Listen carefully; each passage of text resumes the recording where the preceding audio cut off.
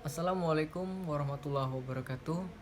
Perkenalkan, nama saya Muhammad Kori Aulia, NIM 191027.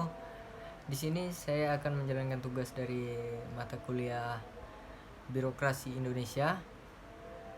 Di sini saya akan menjelaskan tentang reformasi birokrasi di Indonesia. Reformasi birokrasi merupakan salah satu upaya pemerintah untuk mewujudkan good governance atau pelayanan publik dan melakukan pembaruan mendasar terhadap sistem penyelenggaraan pemerintah, terutama menyambut aspek-aspek kelembagaan organisasi, ketata laksanaan, dan sumber daya manusia aparatur melalui reformasi birokrasi. Dilakukan penataan terhadap sistem penyelenggaraan pemerintah yang efektif dan efisien. Reformasi birokrasi menjadi tulang punggung dalam perubahan kehidupan berbangsa dan bernegara.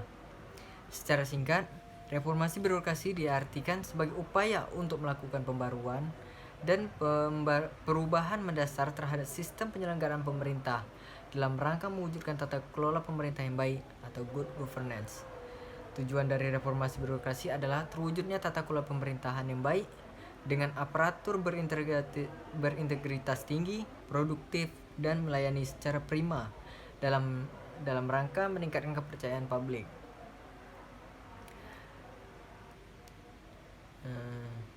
Birokrasi memang sebuah kata yang tidak asing untuk didengar, namun sulit untuk didefinisikan secara harfiah. Birokrasi sendiri berasal dari bahasa Inggris, yaitu bureau dan cracy, yang bisa diartikan sebagai suatu organisasi yang memiliki rantai komando dengan struktur berbentuk piramida dengan maksud mengorganisasi secara teratur sesuai melalui sebuah sistem guna mencapai tujuan tertentu. Melihat kondisi birokrasi di Indonesia, sejak tahun belakangan, siapapun akan berpandangan pesimis bahkan sinis terhadap birokrasi. Hal ini terjadi mengingat kompleksitas masalah yang ada dalam birokrasi di Indonesia, struktur organisasi yang terlalu gemuk dan tidak fit dengan fungsi, payung hukum yang kontradiktif dan ambigu, rekrutmen yang tidak objektif, maraknya praktik KKN, integritas aparatur yang bermasalah, pelayanan publik yang tidak berkualitas dan transparan, kurang inovatif, serta sistem dan budaya kerja yang belum terbangun menjadi potret masalah birokrasi di Indonesia.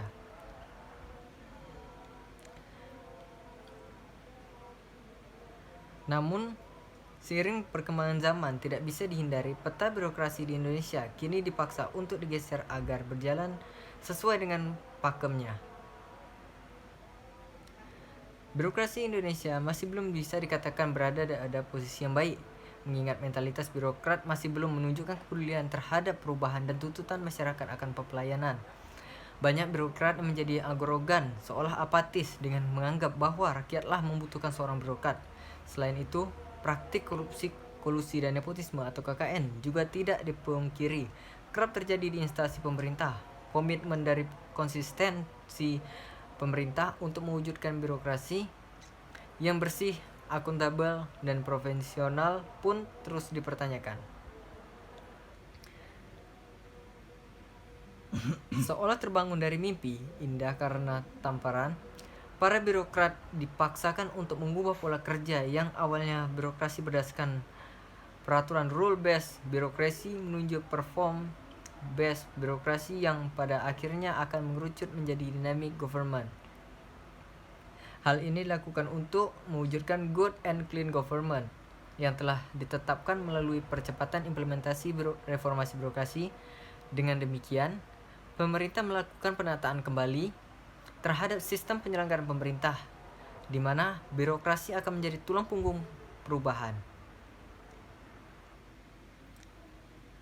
Pemerintah pun telah menyusun strategi reformasi birokrasi nasional untuk mencapai 3 sasaran reformasi birokrasi, yaitu terwujudnya pemerintahan yang bersih dan bebas KKN, meningkatnya kapasitas dan akuntabel kinerja birokrasi, serta meningkatnya kualitas pelayanan publik.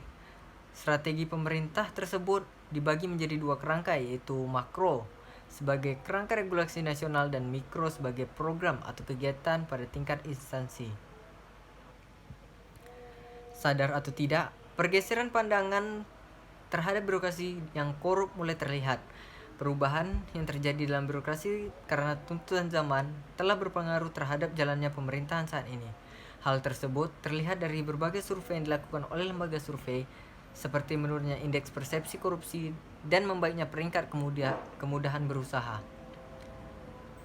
Dengan demikian, bukan tidak mungkin visi reformasi birokrasi untuk mewujudkan pemerintahan kelas dunia perlahan akan tercapai. Optimisme tersebut nampaknya memang harus dijaga seiring dengan berbagai perbaikan yang telah diupayakan secara simultan oleh pemerintah demi terwujudnya good and clean government.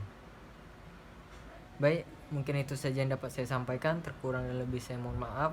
Saya tutup. Wassalamualaikum warahmatullahi wabarakatuh.